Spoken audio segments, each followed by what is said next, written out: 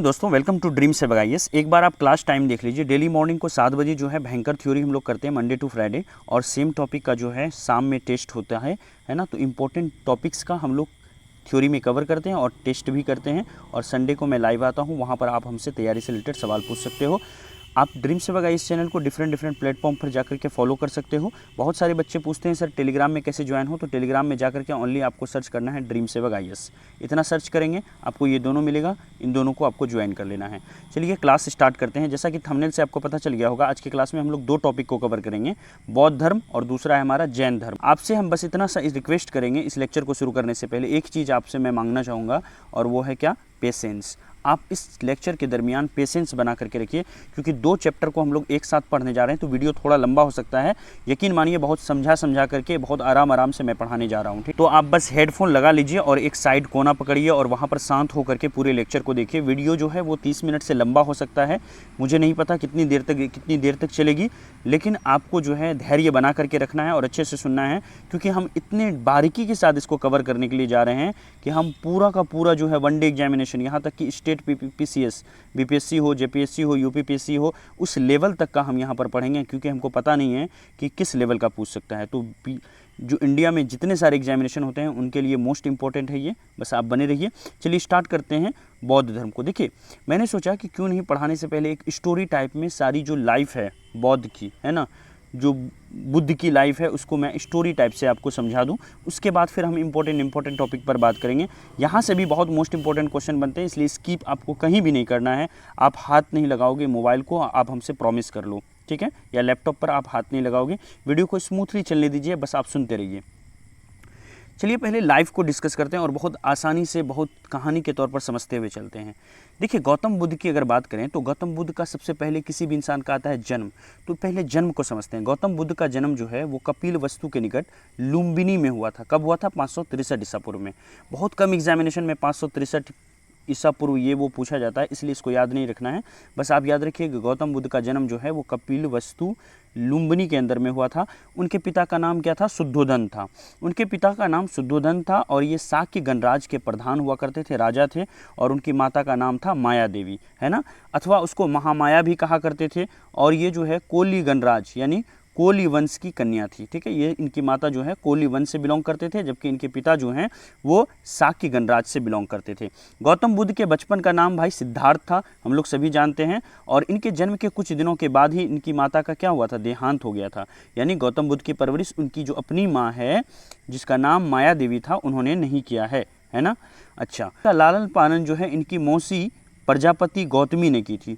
तो इनका जन्म किसने दिया था? गौतम बुद्ध को जन्म दिया था माया देवी ने। और उनका लालन पोषण किसने किया था? उनका लालन पोषण जो है उसकी मौसी जो है, जिसके नाम गौतमी था, गौतमी ने किया था। इनका विवाह 16 वर्ष की उम्र में ना शाक्य कुल की कन्या यशोधरा के साथ कर दिया गया था।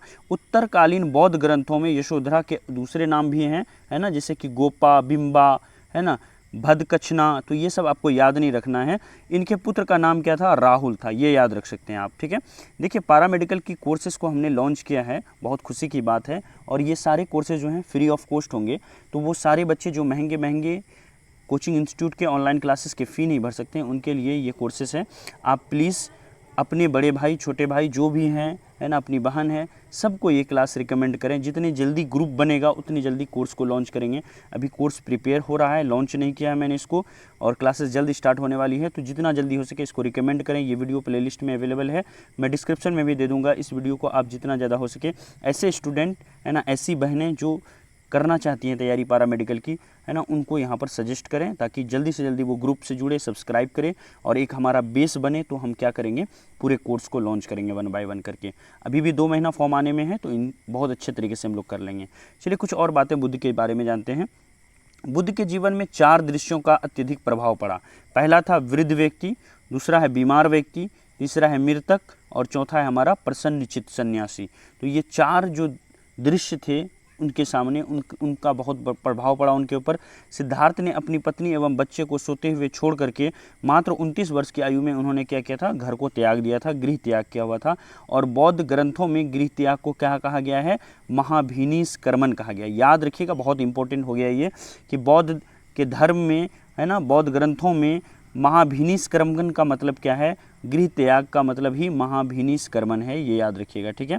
अब देखिए संख्या दर्शन के आचार्य आलार कलाम से वैशाली के समीप उनकी मुलाकात हुई और यहाँ से सिद्धार्थ राजगृह के समीप निवास करने वाले रुद्रक रामपुत नामक एक दूसरे धर्माचार्य के पास पहुंच गए। तो धीरे धीरे वो वहाँ पर पहुंच रहे हैं, हम लोग स्टोरी के माध्यम से समझ रहे हैं।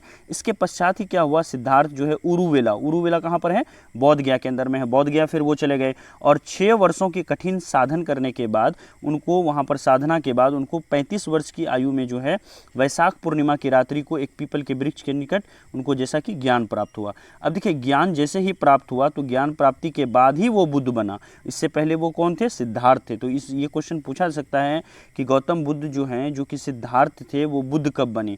तो देखिए बुद्ध का अलग अलग नाम भी है, तो बुद्ध का कुछ तथाकथित भी नाम है, जिसका मतलब क्या होता है, जिसका मतलब होता है सत्य है ज्ञान जिसका, यानी बुद्ध के ज्ञान को सत्य माना गया है ना। अब देखिए ज्ञान प्राप्ति के पश्चात ही गौतम बुद्ध ने अपने मत का प्रचार प्रारंभ किया और जैसे ही उनको ज्ञान प्राप्त हुआ तो उन्होंने अपने मठ का, अपने जो उनके विचार थे उनका प्रचार प्रसार शुरू किया। उरुविला से वो सबसे पहले ऋषिपतन कहाँ पर है, ये वर्तमान सारनाथ वाराणसी के अंदर में है। तो वो वहाँ पर उरुवेला से वाराणसी पहुँच गए। यहाँ उन्होंने 5 ब्राह्मण सन्यासियों को प्रथम उपदेश दिया। तो पहली बार 5 ब्राह्मणों को उन्होंने उपदेश दिया और यही जो प्रथम उपदेश है हमारे लिए इम्पोर्टेंट हो जाता है, जिसको बोलते हैं धर्मचक्र परिवर्तन।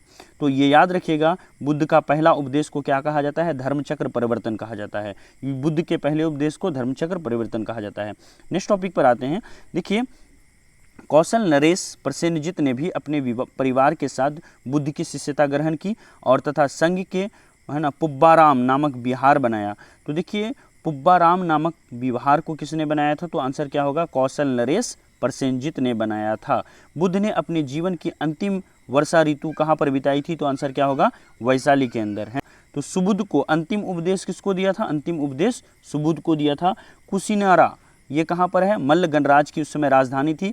483 ईस्वी में 80 वर्ष की आयु में उन्होंने अपने शरीर को त्याग दिया। बौद्ध ग्रंथों में इसे क्या कहा जाता है, इसको महापरिनिर्वाण कहा जाता है। तो याद रखिएगा, जो उन्होंने उनकी जो मृत्यु हुई उनको क्या कहा जाता है, महापरिनिर्वाण कहा जाता है। एक बार रिपीट करा देता हूँ, मृत्यु हुआ था तो महापरिनिर्वाण कहा था। और जब पहली उपदेश दी थी, याद कीजिए पहली उपदेश को क्या कहा गया था, जब उन्होंने पहली उपदेश दिया था तो उसको कहा गया था धर्मचक्र परिवर्तन, है ना। और जब उनको वो घर छोड़े थे तो उनको क्या कहा गया था, उनको कहा गया था महाभिनिष्क्रमण। घर छोड़ना, महाभिनिष्क्रमण, पहला उपदेश देना, पहला उपदेश अगर दिया तो धर्मचक्र परिवर्तन, और वहीं पर जब उनकी मृत्यु हुई थी तो उसको कहा गया क्या, महापरिनिर्वाण। तो ये याद रखिएगा, काफ़ी इंपॉर्टेंट है, इससे सवाल पूछे जाते हैं, ठीक है। अब देखिए बिहार बीएड से रिलेटेड मैंने 2020 के, है ना, वहीं पर 2019 के और साथ ही साथ 2018 के, ये तीनों सालों का एप्टीट्यूड का जो टीचिंग लर्निंग एनवायरनमेंट का क्वेश्चन है उसको सॉल्व कर दिया है। आप मेनली टॉपिक सर्च करो यूट्यूब पर, लिखो टीचिंग एप्टीट्यूड 2020 ड्रीम सेवक IAS, टीचिंग एप्टीट्यूड 2019 ड्रीम सेवक IAS, टीचिंग एप्टीट्यूड 2018 ड्रीम सेवक IAS, आपको पहले नंबर पर वीडियो मिल जाएगी। और बीएड की बैच शुरू है जैसा कि आप जान रहे हैं, ठीक है। अब देखिए वही बातें जो मैंने कहा आपको कि बुद्ध ने अपना प्रथम उपदेश कहाँ दिया था, सारनाथ में दिया था, याद रखिएगा आप लोग, है ना। और जिसे बौद्ध ग्रंथों में क्या कहा जाता है, धर्मचक्र परिवर्तन कहा जाता है। तो पहले उपदेश को क्या कहा जाता है, धर्मचक्र परिवर्तन, और कहाँ दिया गया था, तो सारनाथ में दी गई थी, है ना। अब देखिए बुद्ध ने अपने उपदेश जनसाधारण की भाषा पाली भाषा में दी। तो बहुत बार एग्जामिनेशन में पूछा गया है कि बुद्ध का जो संदेश था या उपदेश था वो किस भाषा में था, तो आंसर क्या होगा, जनसाधारण की भाषा पाली लैंग्वेज, ठीक है। आपको ऐसा भी पूछा सकता है कि पाली लैंग्वेज कैसी भाषा थी, तो आंसर में अगर रहेगा जनसाधारण तो आंसर क्या होगा, जनसाधारण होगा। बुद्ध ने अपने उपदेश कौशल, है ना, वैशाली, कौशाम्बी व अन्य राज्यों में दिए। सर्वाधिक उपदेश कहाँ पर दिए थे, सर्वाधिक उपदेश जो है कौशल देश की राजधानी श्रावस्ती में दिया था। तो सबसे ज़्यादा उपदेश कौशल देश की राजधानी श्रावस्ती में दिया था। इसके अलावा अन्य राज्यों में भी उपदेश दिया था, आपने देखा है ना। ये बुद्ध से रिलेटेड इनकी स्टेचू है, आप देख सकते हैं, है ना। अब देखिए मल्लों के अत्यंत सम्मानपूर्वक बुद्ध का अंत्येष्टि संस्कार किया गया। तो बुद्ध का अंत्येष्टि संस्कार किसने किया था, तो मल्लों ने किया था, ये बात आप याद रखिएगा। एक अनुश्रुति के अनुसार मृत्यु के बाद बुद्ध के शरीर के अवशेषों को 8 बराबर भागों में बांटा गया और उनके 8 स्तूपों में क्या किया गया, उनका निर्माण किया गया, उनके बॉडी के पार्ट से। बुद्ध के जन्म एवं मृत्यु की तिथि को चीनी परंपरा कैंटोन अभिलेख के आधार पर निश्चित किया गया है ना। और बुद्ध धर्म के बारे में हमें किस कहाँ से ज्ञान प्राप्त होता है? विशद ज्ञान त्रिपिटक से प्राप्त होता है। अब ये त्रिपिटक क्या है भाई? 3 पिटकों की भाषा जो है वो क्या है? पाली है। त्रिपिटक की भाषा पाली है और थेरवाद मत की पीली त्रिपिटक सबसे पुरानी है। ये याद रखिएगा आप लोग। त्रिपिटक को भी हम लोग देखेंगे। देखिए यहाँ पर बौद्ध संगीति से रिलेटेड है। मैंने एक इस पर ट्रिक बताया है कि बौद्ध संगीति को कैसे याद रखना है और बड़ी आसानी से आप याद रखोगे। देखिए अक्सर एग्जामिनेशन में क्या पूछा जाता है बौद्ध संगीति में? ये प्रथम, द्वितीय, तृतीय और चतुर्थ, ये 4 बौद्ध संगीति कहाँ हुए थे और किसके काल में हुए थे? वो शासक कौन था, वो स्थान कौन था? ये अध्यक्ष नहीं पूछा जाता है, बहुत कम देखा है मैंने, आज तक तो नहीं देखा है ना, किसी एग्ज़ाम में पूछ लिया गया हो, लेकिन 95-99% एग्जामिनेशन में बस यही चीज़ें पूछी जाती है कि बताइए प्रथम उपदेश जो है वो किसके समय में हुआ था, किस स्थान पर हुआ था प्रथम बौद्ध संगीति। तो इसका मैंने बहुत अच्छे से ट्रिक बताया है और लिंक जो है डिस्क्रिप्शन के अंदर में है। ट्रिक के साथ आप 2 मिनट के अंदर में पूरा बौद्ध संगीति को याद कर लेंगे और कभी भी आप नहीं भूलेंगे, और भूलेंगे तो ट्रिक से आप जो है उसको रिकवर कर लेंगे, मुझे पता है। मैं एक बार यहाँ पर एक्सप्लेन कर देता हूँ, आप वहाँ पर ट्रिक जाके सीख लेना। प्रथम बौद्ध संगीति जो है वो 483 ईस्वी में अजातशत्रु के टाइम में हुई थी। द्वितीय बौद्ध संगीति जो है वो कालाशोका के समय में हुई थी और ये वैशाली में हुई थी। तृतीय बौद्ध संगीति पाटलिपुत्र के अंदर में अशोका के समय हुई थी और चतुर्थ जो चौथी बौद्ध संगीति है वो कुंडलवन कश्मीर के अंदर में हुई थी और ये कनिष्का के समय में हुई थी। तो याद रखिएगा, पहला अजातशत्रु, दूसरा कालाशोका, तीसरा अशोक, चौथा कनिष्क। आपको याद नहीं रहेगा, मुझे पता है, आप भूल जाएंगे। आप जल्दी से जाइए, डिस्क्रिप्शन में लिंक है इस वीडियो के बाद, उसको जाकर के आप देख लीजिएगा, ठीक है। अब देखिए बौद्ध साहित्य को त्रिपिटक कहा जाता है। था ना उस पेज में आपको त्रिपिटक प्रॉब्लम क्रिएट कर रहा था, तो बौद्ध साहित्य को ही त्रिपिटक कहा जाता है। ये पाली भाषा में रचित है। तो बुद्ध की जितनी सारी शिक्षाएं थी, बुद्ध के मरने के पश्चात उनकी शिक्षाओं को एक जगह जमा करके 3 भागों में बांटा गया। इसी को क्या कहता है? त्रिपिटक कहा जाता है। और ये 3 जो त्रिपिटक हैं, है ना, 3 जो हमारा पार्ट है, 3 भाग है, उसका नाम क्या है? तो आइए देखते हैं। पहला भाग है विनय पिटक, दूसरा है सुत्त पिटक और तीसरा है हमारा अधिधम्म पिटक। तो विनय पिटक किसको कहते हैं? विनय पिटक में संघ संबंधी नियम तथा दैनिक जीवन संबंधी आचार विचार, विधि निषेधों आदि का संग्रह है ना। तो डेली लाइफ से रिलेटेड जो भी हमारा विचार होना चाहिए, किस तरह से आचार विचार होना चाहिए, कैसे रहना चाहिए, क्या डेली लाइफ का डिसिप्लिन होना चाहिए, वो कहाँ पर लिखा हुआ है? विनय पिटक में लिखा हुआ है। जबकि सुक्त पिटक की अगर बात करें, सुक्त पिटक में बौद्ध धर्म के सिद्धांत तथा उपदेश का संग्रह है। तो बौद्ध धर्म का जो भी सिद्धांत होता है, जो भी उपदेश होता है, वो कहाँ पर है? वो हमारा सुक्त पिटक के अंदर में है, ठीक है। वहीं पर देखिए क्या है? अधिधम्म पिटक। अधिधम्म पिटक में बौद्ध धर्म के दार्शनिक सिद्धांतों का संघर्ष मिलता है। तो इसको अभी आप देख लीजिएगा। तो ये सारी चीज़ें उतनी इंपॉर्टेंट नहीं है, बस आपको विनय पिटक, सुक्त पिटक और अधिधम्म पिटक के बारे में अगर थोड़ी सी जानते हैं तो इतना इनफ है हमारे लिए, है ना। अब देखिए यहाँ पर बौद्ध ग्रंथ और उनके रचनाकार बहुत बार एग्जामिनेशन में पूछा गया है। तो देखिए यहाँ पर बौद्ध ग्रंथ और उनके रचनाकार दिया हुआ है, काफ़ी इंपॉर्टेंट है, एग्जामिनेशन में कई बार पूछा जाता है। अगर आप करना चाहते हो तो कर सकते हो, थोड़ा डिफिकल्ट होगा याद करने के लिए, इसका कोई ट्रिक नहीं है। तो आप देख लीजिए, मिलिंदपन्हु, नागसेन, बुद्धचरित, सौंदरानंद, सारिपुत्र, ये सारे प्रकरण जो हैं वो अश्वघोष के हैं। और वहीं पर जो है मध्यमिक कारिका, ये नागार्जुन की है ना। विशुद्धिगम, ये हमारा बुद्ध घोष की है। और अधिम कोश, ये हमारा वसुबंधु की है। तो देख लीजिएगा एक बार आप लोग। और यहाँ पर इसके बारे में, यानी बुद्ध कहाँ कहाँ पर गए थे उनके बारे में है। जैसे यहाँ पर देखिए पहला वाला है अवंती, है ना, तो अवंती गए हुए थे। मत्स्या, है ना, कुरु, बस लोकेशन आप देख लीजिए। कौशाला बहुत बार हमारा ये जो है लेक्चर के अंदर में आया, तो उसको देख लीजिए एक बार। काशी कहाँ पर है ना, मगधा कहाँ पर है, अंगा कहाँ पर है। तो ये सारे जो हैं बुद्ध से रिलेटेड चीज़ें हैं, ठीक है। तो एक बार आपको लोकेशन मैंने बता दिया। चलते हैं आगे। अब देखिए चतुर्थ बौद्ध संगीति के समय ही एक बहुत बड़ी घटना हुई थी, है ना। उसके जस्ट बाद ही जो है बौद्ध धर्म 2 भागों में बट गया। पहला भाग था हमारा हीनयान और दूसरा था महायान, है ना। आप सोच रहे हैं पता नहीं ये हीनयान महायान 2 बौद्ध धर्म का 2 पार्ट हुआ, पता नहीं ये क्या था। बहुत डिटेल से इसको बताएंगे, आप कभी भूल नहीं पाएंगे, बस लेक्चर में बने रहिए आप, है ना। अच्छा, बौद्ध धर्म के महायान संप्रदाय का आदर्श बौद्धिसत्व है और बौद्धिसत्व दूसरे के कल्याण को प्राथमिकता देते हुए अपने निर्वाण को विलंब करते हैं। हीनयान का आदर्श क्या है? आर्हत पद को प्राप्त करना।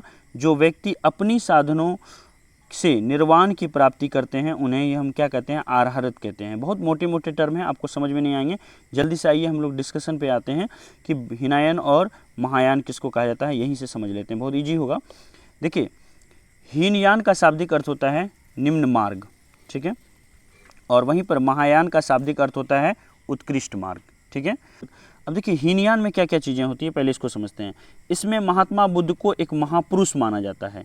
हीनयान में महात्मा पुरुष को एक महान पुरुष माना जाता है, जबकि महायान उससे आगे बढ़ करके उनको महापुरुष नहीं, उनको देवता मानते हैं। तो महायान में बौद्ध को, है ना, गौतम बुद्ध को देवता माना जाता है। ठीक है, यहाँ पर देखिए हीनयान में यह व्यक्तिवादी धर्म है। इसके अनुसार प्रत्येक व्यक्ति को अपने प्रयत्न से ही मोक्ष प्राप्त करना चाहिए।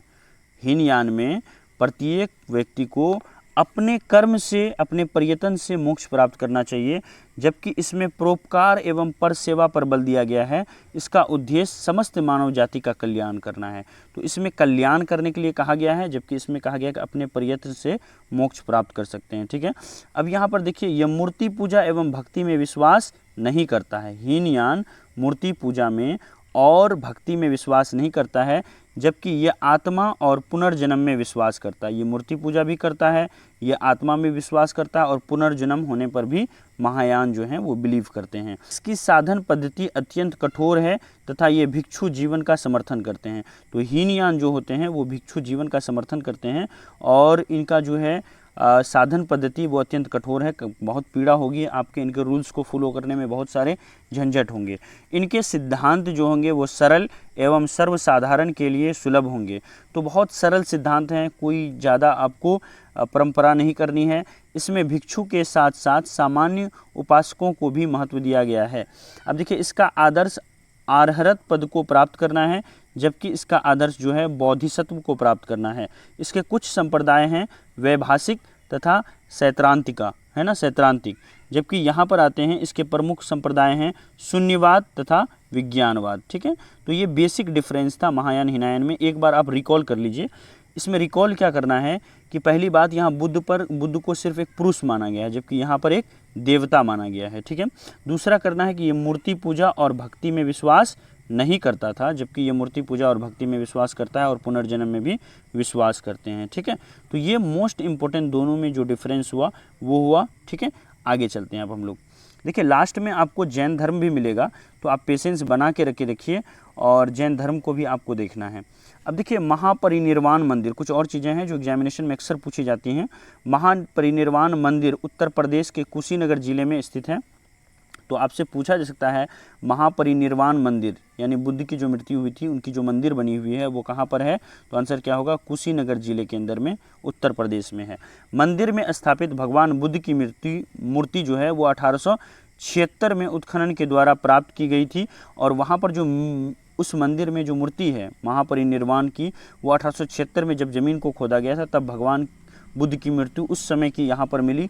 इस मंदिर में भगवान बुद्ध की 6.10 मीटर यानी लगभग 6 मीटर आप मान सकते हैं इतनी ऊंची, है ना, मूर्ति वहाँ पर लेटी हुई मुद्रा में रखी है।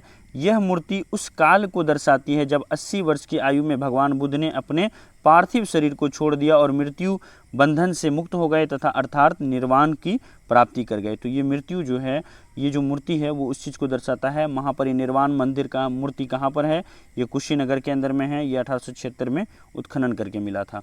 अब देखिए, यहाँ पर हम लोग हमारा पूरा बौद्ध धर्म हो गया।